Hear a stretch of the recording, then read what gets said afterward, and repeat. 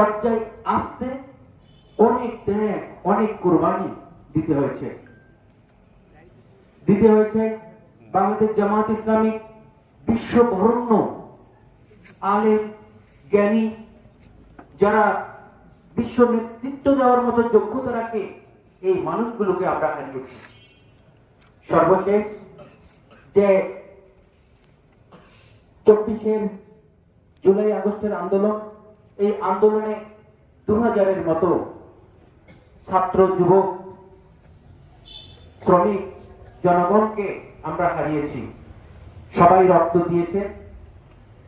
সর্বশেষ ছাত্ররা যে কারণে রক্ত দিয়েছে, সুন্দর একটা বৈষম্যহীন দেশ গড়ার জন্য, সুন্দর একটা দুর্নীতি মুক্ত দেশ গড়ার জন্য।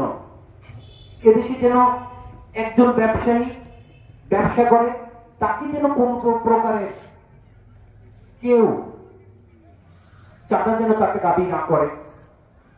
যে আমরা অফিস আদালতে যাব, যেন আমার কাজটা সহজে হয়ে যায়, আমি যেন ঘুষ দিতে না হয়। এরকম একটা বাংলাদেশ, এরকম একটা অফিস, এগুলোর জন্যই আমাদের এই রক্ত, এই ত্যাগ।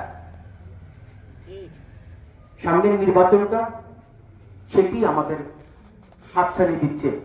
আমরা সেটাতে কি করব, আমাদের রোলটা কি হবে, এটি কথা এই কারণে বলছি যে কাদের